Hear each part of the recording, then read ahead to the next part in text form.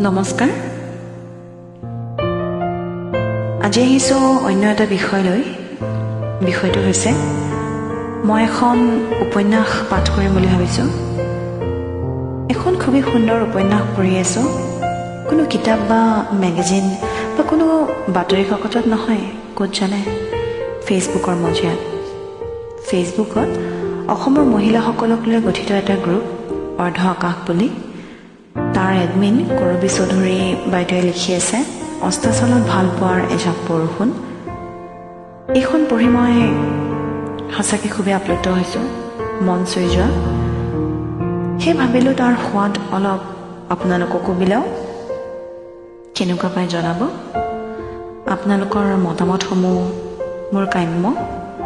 মই আগতে কেতিয়াও উপন্যাস পাঠ কৰি পোৱা নাই, এইবাৰ প্ৰথম কৰিবলৈ লৈছোঁ। গতিকে কিবা ভুল হ'লেও যেন শুধৰাই দিয়ে। আহক উপন্যাসখন শুনো। অস্তাচলত ভাল পোৱাৰ এজাক বৰষুণ। লেখিকা কৰবী চৌধুৰী প্ৰধান। এজাক বৰষুণ আহক, হেঁপাহ পলুৱাই তিতিম হৃদয়ৰ সুগন্ধি লৈ। ঠিক মাটিত পৰা বৰষুণৰ প্ৰথম টোপালৰ দৰে তোমাৰ বুকুৰ মাজত মই আঁকোৱালি ল'বা তুমি। কাণত ফুচফুচাই যেন কৈ উঠিবা, সদায় তিতিম তোমাৰ সতে ভাল পোৱাৰ এই বৰষুণ জাকৰ মাজত। দিয়া দেৱ, ঐ দেৱ, উঠা না, চোৱা না, ইমান ধুনীয়া বৰষুণ জাক। দেৱ, শুব দিয়া প্লিজ। আঁতৰি গৈ বাৰাণ্ডাৰ চকীখনত বহি পৰিল তাই। সময়বোৰ সলনি হয়, লগতে যে মনবোৰো। হাতখন মেলি টোপালবোৰ আজুলি পাতি ল'লে। শুই থকা দেৱলে এবাৰ চালে, এইজনে সেই দেৱ নে? দেৱ, বৰষুণ দিছে, চোৱা দিয়া।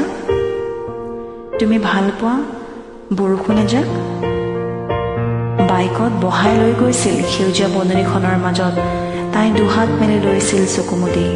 বৰষুণৰ পানীৰ টোপালবোৰ তাইৰ মুখত পৰিছিল। তাইৰ মুখখন দুহাতত লৈ সেই বৰষুণ জাকত সেউজীয়া হৈ পৰিছিল সিহঁতৰ প্ৰেম। প্ৰেম, ভাল পোৱা।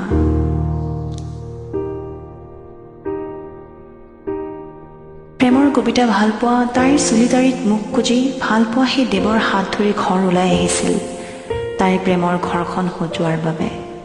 তাই ঘৰখন, সকলো নাৰীৰ দৰে তাইও সপোন দেখিছিল, বিশ্বাস, মৰমৰ ঘৰখন। প্ৰথম দৰমহাটো আনি তাইৰ হাতত গুজি দি কৈছিল দেৱে, হ'বনে, পাৰিবানে এইখিনিৰে ঘৰ চলাবলৈ? মোৰ সপোন এখন সুন্দৰ ঘৰৰ দেৱ। তুমি তোমাৰ বুকুৰ উমখিনি লৈহে, এয়া বহুত মোৰ বাবে। বিশাল অট্টালিকাৰ সপোন তাইৰ মুঠেও নাছিল। টকাৰ জংকাৰ তাই বহুত শুনিছে। সেই জংকাৰত শেষ হৈ যোৱা দেখিছিল তাইৰ মাক দেউতাকৰ সংসাৰ। তাই কি বিচাৰে, তাইক সোধাৰ সময় নাছিল আধুনিকা মাকৰ, টকা খট্টামত্ত দেউতাকৰ। দেৱৰ বুকুত ক'ৰবাত বিচাৰি পাইছিল মৰমৰ উমখিনি। এবাৰো ঘূৰি নোচোৱাকৈ, কোনো আক্ষেপ নকৰাকৈ তাই গুচি আহিছিল দেৱৰ হাতত ধৰি। তাইৰ খবৰ ৰখাৰো কোনো দৰকাৰ অনুভৱ কৰা নাছিল তাইৰ মাক দেউতাকে। হয়তো তাইৰ প্ৰতিবাদৰ ভাষাই আমনি দিছিল তেওঁলোকক। তাইৰ ভায়েক দুজনে তাইক মৃত বুলি ধৰি লৈছিল। সৰুৰে পৰা ভিৰৰ মাজত অকলশৰীয়া হৈ থকা দিয়াৰ গাত লগা নাছিল কোনো কথাতে। দেৱক বান্ধৱী এজনী ঘৰত লগ পাইছিল তাই। দিয়া, তোমাৰ নাম? দেৱ, ভুল নাম থলে, সুলোচনা হ'ব লাগিছিল তোমাৰ নাম। লাজ লাগিছিল দিয়াৰ। তোমাৰ যে চকুজুৰি, কবিতা লিখিব পাৰি। দেৱে লিখিছিল কবিতা তাইৰ চকুজুৰিক লৈ।